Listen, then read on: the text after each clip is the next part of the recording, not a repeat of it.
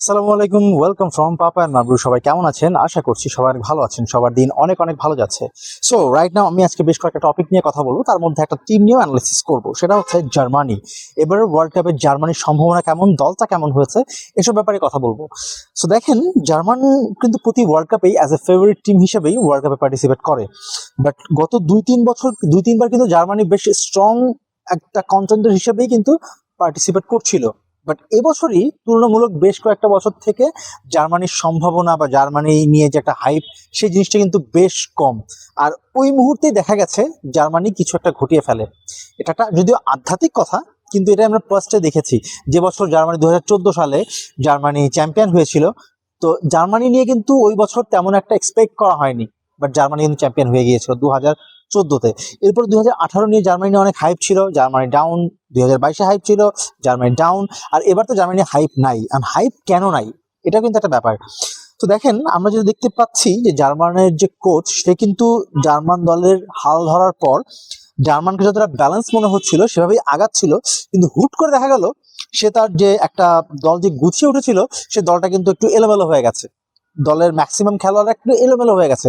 হুট করে ম্যানুয়েল নয়ারকে আবার আনা হয়েছে অ্যাজ এ গোলকিপিং পজিশনে। যে গোলকিপারটাকে এতদিন ধরে জার্মানরা তৈরি করলো, তাকে হুট করে বাদ দিয়ে দেওয়া হলো। নয়ার চলে আসলো দৃশ্যপটে। সো এই কিছু একটা মানে একটু খাপছাড়া ব্যাপার চলে এসছে। আর এইজ অফ 40-তে একজন গোলকিপার হিসেবে নয়ার কতটুকু ভালো করবে সেটা কিন্তু দেখার বিষয়। কিন্তু মজার ব্যাপার হচ্ছে, যখনই জার্মানকে নিয়ে হাইপ থাকে না, জার্মান তখনই কিন্তু অঘটন ঘটিয়ে ফেলে। সো ওই দিক থেকে বলবো জার্মানের সম্ভাবনা এবার কিন্তু বেশ ভালোই রয়েছে। আক্রমণাত্মক ফুটবল খেলতে তারা পছন্দ করে। জার্মানের গ্রুপটাও আহামরি অতটা টিপিক্যাল না। ওই গ্রুপ থেকে জার্মানি আমার ধারণা খুব সহজেই পরের রাউন্ডে কোয়ালিফাই করবে। তো এই ছিল জার্মান নিয়ে তুলনামূলক আমার কিছু প্রেডিকশন। এখন দেখেন, এখন আমি যে টপিক নিয়ে কথা বলবো সেটা হচ্ছে, আজ একটা খুব হাই ভোল্টেজ ম্যাচ আছে। আপনি বলতেই পারেন ম্যাচটা কেন হাই ভোল্টেজ। এটা তো গ্রুপের প্রথম ম্যাচ। গ্রুপের প্রথম ম্যাচ, বাট ম্যাচটা হচ্ছে ব্রাজিল ভার্সেস মরক্কো। এই মুহূর্তে মরক্কো র্যাঙ্কিং এ টপ 5-এর মধ্যে একটা। তো বুঝতেই পারছেন মরক্কো কতটা ফর্মে রয়েছে। আবার ব্রাজিল, আপনি ব্রাজিলকে কখনোই ফেলে দিতে পারবেন না। এবং আপনি কেন ফেলতে পারবেন না? ব্রাজিল দলের কোচ হিসেবে এই মুহূর্তে যিনি রয়েছেন, coach Carlo Ancelotti.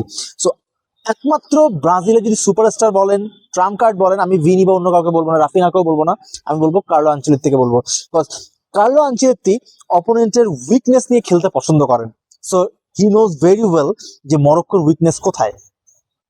মরক্কোতে Ashraf Hakimi রয়েছে, দলের এক্সপেরিয়েন্স গোলকিপার ব্রুনো রয়েছে। সো মরক্কো টিমটাও বেশ ব্যালেন্স। রিসেন্টলি তারা বেশ ফর্মেও রয়েছে।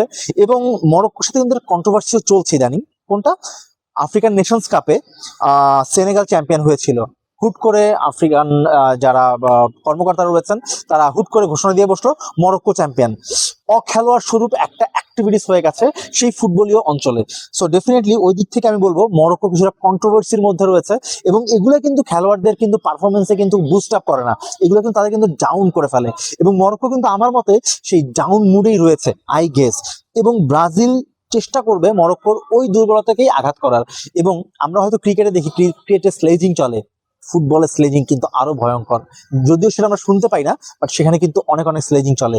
সো ব্রাজিল এই চোখটাও কাজে লাগাবে। তবে ব্রাজিল স্লেজিং করে যে ম্যাচ জিতবে এরকম দল ব্রাজিল না। ব্রাজিলকে নিয়ে অনেক নেগেটিভিটি চলছে এখন। অনেকে ব্রাজিলের কোনো সম্ভাবনা দেখতে পাচ্ছে না। তো এই জিনিসটাকে ব্রাজিল ক্যাশ ইন করার চেষ্টা করে ব্রাজিল আই গেস এই ম্যাচটা জিতবে, অ্যাটলিস্ট 2-1 গোলের ব্যবধানে জিতবে। আর ডেফিনেটলি ব্রাজিল টপে, মানে যে খেলোয়াড়টাকে মিস করবে আজকে সে হচ্ছে নেইমার। তার কাফ ইঞ্জুরি রয়েছে, কাফ ইঞ্জুরির জন্য সে খেলছে না। সো আই গেস যে প্রথম রাউন্ডের কোনো ম্যাচেই সে পার্টিসিপেট করবে না, সেকেন্ড রাউন্ড থেকে সে কাম ব্যাক করবে। এবং ব্রাজিলের গ্রুপে দুইটা দলই strong, Brazil and Morocco. So I guess এই ম্যাচটার উপর অনেক কিছু ডিপেন্ড করছে। ব্রাজিল চাইবে এই ম্যাচ থেকে 3 পয়েন্ট নিয়ে যেন গ্রুপ চ্যাম্পিয়ন হতে পারে, তার দিকে একটা ধাপ এগিয়ে থাকবে। ব্রাজিলের মতো দল কখনোই চাইবে না যে গ্রুপের 3 নাম্বার বা 2 নাম্বার পজিশনে থেকে ম্যাচ মানে গ্রুপ পর্বের খেলা শেষ করতে। তো সেদিক থেকে আমি ভাবি বা আমি বলতে পারি যে ব্রাজিল আজকের ম্যাচটা জিততে চলেছে, there is no doubt, no confusion. এবং ব্রাজিলের গোলকিপিং এ রয়েছেন ব্রাজিলের মোস্ট এক্সপিরিয়েন্স অ্যালিসন। যদিও অ্যালিসন প্রায় সময় দেখা গেছে যে কিছুটা গুবলেট পাকিয়ে ফেলে, আবার এই অ্যালিসনই অনেক ম্যাচ তার দারুণ গোলকিপিং দিয়ে সে কিন্তু ম্যাচ জিতিয়েছে।